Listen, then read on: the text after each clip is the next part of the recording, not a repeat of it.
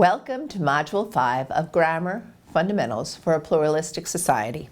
My name is Kate Crowley from the Program of Speech-Language Pathology at Teachers College, Columbia University, and I have co-authored this with Chad Grossman. This module will outline some morphosyntactic features of American English dialects relating to the use of phrases, clauses, and sentences. Phrases contain a central word referred to as the head of the phrase and can include words associated with it. For example, in the sentence, "Teachers should be paid more," we have the noun teachers, which even though it is a single word, can be counted as a noun phrase. We can then add associated words to expand this noun phrase, so adding the article the to form the teachers, or the teachers at Columbia University, or the brilliant teachers at Columbia University. All of these are phrases with the word teachers functioning as the head. You'll notice they don't contain both a subject and a verb. Phrases don't contain both a subject and a verb. There are many different kinds of phrases. Noun phrases contain a noun or pronoun as its head. For example, in the sentence, "I kicked the ball," we have a noun phrase, the ball, which consists of the head, the noun ball, and a definite article. Another example is "that little girl," where girl is the head of the noun phrase, which includes a demonstrative that and an adjective little. Notice the flu is also a noun phrase with an article plus noun form. In a verb phrase, the verb serves as the head of the phrase. So in the example, "I am running in the race," running serves as the head, and we also have an auxiliary, am. In the second example, go acts as the head of the verb phrase, will go. Now, do you remember what tense these phrases are in? "I am running" is in the present progressive, and "I will go" is in the simple future tense. There are also prepositional phrases which have a preposition as their head, like "in the mailbox." You might be tempted to label the mailbox as a noun phrase, but it is introduced by a preposition which is acting as the head of the phrase, and the noun is acting as the object of the preposition. So "in the mailbox" is a prepositional phrase. Other examples of prepositional phrases are "in the summer" and "two friends." Adjective phrases have an adjective as their head. Like in this sentence, you have the adjective pretty serving as the head and the adverb very included in the adjective phrase. Now, grammar is not an exact science, and there are many ways to segment phrases. For example, if you have the sentence, "that is a very pretty dress," very pretty could serve as an adjective phrase with pretty as the phrase head, or you could choose to partition this into a noun phrase where dress is the head of the phrase and the article, adverb, and adjective are all included. We also have adverb phrases which have adverbs as the phrase head. So in the first example, daily is serving as the head of the adverb phrase. Remember, phrases can consist of just one word. In the second example, we have the adverb quickly serving as the phrase head and another adverb modifying it, very. Clauses contain both a subject, which can be implicit, and a verb. This is distinct from phrases which don't contain both a subject and a verb. So all of our clauses are underlined.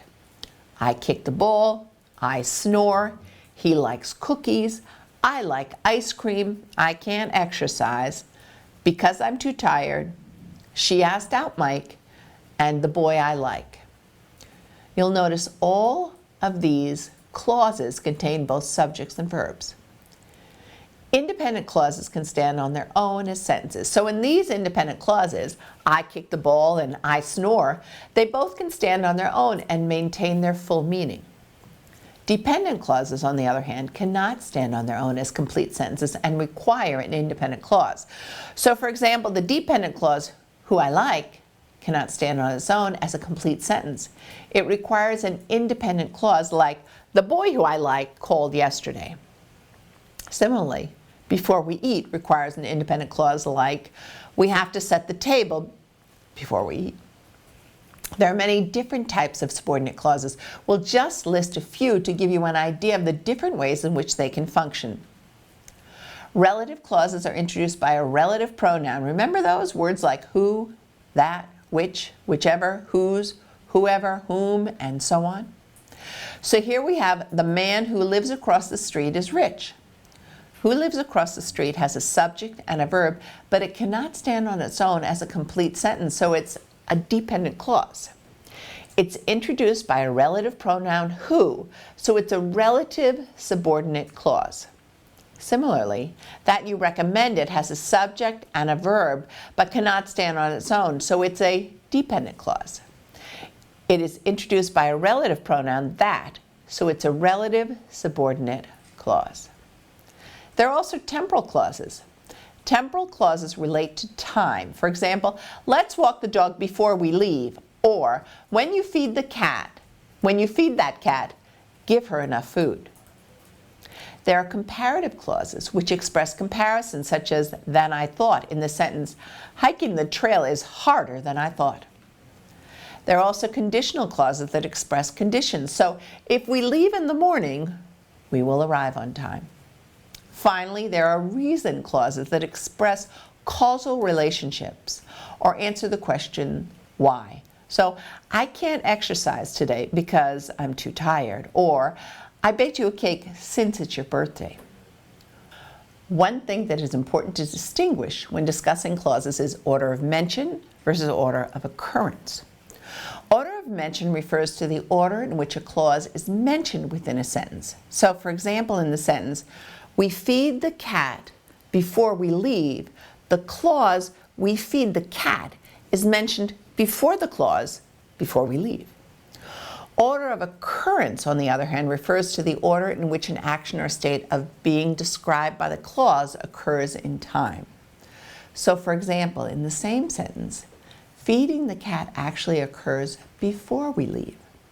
So in this sentence, the order of mention and order of occurrence are said to be in sync. We feed the cat is mentioned before we leave, and feeding the cat actually occurs before we leave. If the sentence were reversed, before we leave, we feed the cat, the order of mention and the order of occurrence would be out of sync.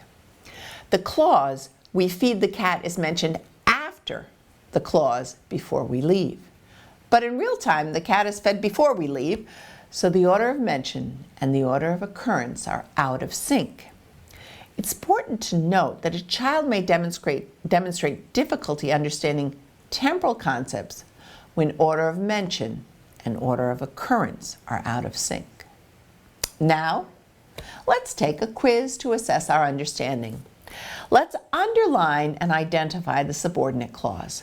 In this sentence, the subordinate clause is after I finish my homework. It cannot stand on its own as a sentence. And what kind of subordinate clause is it? It's a temporal clause. What about in this sentence? If it snows, class will be canceled. Where's the subordinate clause? Class will be canceled can stand on its own, so it's not a subordinate clause. What about if it snows? That's right, it can't stand on its own. It's a subordinate clause. What kind of subordinate clause is it? It's a conditional clause. How about in this is harder than I thought? Our subordinate clause is than I thought, and it's a comparative clause. Where is the subordinate clause in I can't sing because I'm sick? There it is. It's because I'm sick. And what kind of clause is it? It's a reason clause. And finally, the boy who works at the store is my friend. Can you spot the subordinate clause in this sentence? There it is. Who works at the store? And what kind of clause is it? It's a relative clause. Who is one of our relative pronouns. I want to take a brief detour and discuss cohesion for a minute. Cohesion refers to the features that connect elements of a story. One such feature is referential cohesion, which refers to how participants or elements are distinguished from each other and continually referenced throughout a narrative. This can be accomplished through pronoun reference, which was discussed in Module 1, whereby pronouns are used to reference participants in a story. So a character is initially introduced as the student and is then referenced with the pronoun he. Referential cohesion can also be accomplished through noun-phrase elaboration, which serves to distinguish and refer back to participants, as in the girl with the red hair. Temporal links can also be utilized to connect elements of a story, such as adverbial conjunctions, such as later or next, as well as temporal clauses, which we discussed previously in this module, like when it started raining. Research by Burns et al. In 2012 indicates that these features of linguistic cohesion may be dialect-neutral indicators of narrative language skill. So assessing the use of elements of linguistic cohesion can provide a key to analyzing narratives in culturally and linguistically diverse populations. One other thing I wanted to mention was how to elicit clauses during an evaluation. What you can do is find a picture that you can use again and again for many different children and adolescents, like this picture of a subway scene. Then ask the same questions with modifications when necessary. For bilingual evaluations, you want to assess both languages. You can do this later in the evaluation when you know which language is strongest. This will stress the linguistic system, and you want that data from the child's strongest language. Here's some example questions you can ask to elicit clauses based on a scene in a picture. What happened? How did this happen? Did this ever happen to you? What would you do if this happened to you? To see how to use the subway photo in an evaluation, you can see real client videos at the LEADERSproject.org website. The Preschool Evaluations playlist, Module 34, has several examples of real children responding to this picture in an evaluation. Additionally, most posted model evaluations at LEADERSproject.org show the subway photo used for clause elicitation from preschool through high school. So now that we've discussed phrases and clauses, let's move on to sentences. Sentences contain at least one independent clause. There are many ways to segment a sentence. For example, the sentence, I study science, can be broken down into I and study science. I is functioning as a subject, which indicates who or what is performing the action or what the sentence is about. Study science is functioning as the predicate, which is essentially everything else in the sentence. You could also break the sentence down into I study science, where I is the subject, study is the verb, and science is the object. The object indicates who or what receives the action of the verb. It can answer the question what or who. So in this sentence, the object science tells us what is studied. This is the intransitive form of the verb study. Remember that from Module 3? It does not take a direct object. So here we have just a subject and verb. Let's talk about objects in further detail. Objects can be direct or indirect. Direct objects indicate the recipient of the action. They answer the question of what and who. So for example, he kicked what? He kicked the ball. Or he kissed who? He kissed the girl. In these sentences, the ball and the girl are acting as our direct objects. Indirect objects, on the other hand, indicate the recipient of the direct object. They answer the question to or for whom. He gave the ball to whom? He gave it to the girl. He wrote a song for whom? He wrote a song for her. So the girl and her are acting as our indirect objects. There are many different kinds of sentence types. Simple sentences contain one independent clause, so the boy kicked the ball. Compound sentences contain two independent clauses, which are often conjoined by a coordinating conjunction. Remember fanboys? So here we have the boy kicked the ball and the girl caught it, conjoined by the coordinating conjunction and. Complex sentences contain one independent clause and at least one dependent clause. So in this sentence, Tim, the boy I liked, asked me to go to the dance. Tim asked me to go to the dance is serving as our independent clause, and the boy I like is our dependent clause. We also have compound complex sentences, which combine elements of both compound and complex sentences. So here, if we win is a dependent clause. Can you remember what kind it is? It's a conditional clause. Then we have an independent clause, we will go to the championship, conjoined with another independent clause, we will be the best team in the state. So we have two independent clauses conjoined by a coordinating conjunction and a subordinate clause. Sentences can also be discussed in terms of their function. There are declarative sentences which serve to make a statement such as Annie plays guitar, and exclamatory sentences which serve to express an emotion such as I hate this. They are often accompanied by an exclamation point. We also have imperative sentences which give a command such as sit down. And finally, interrogative sentences which ask a question such as what is your name? All right, let's take a quiz. I want you to identify the sentences as simple, compound, complex, or compound complex.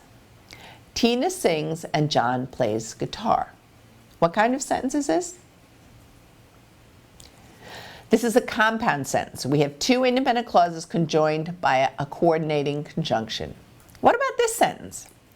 I will speak to her tomorrow. This is a simple sentence. We have just one independent clause.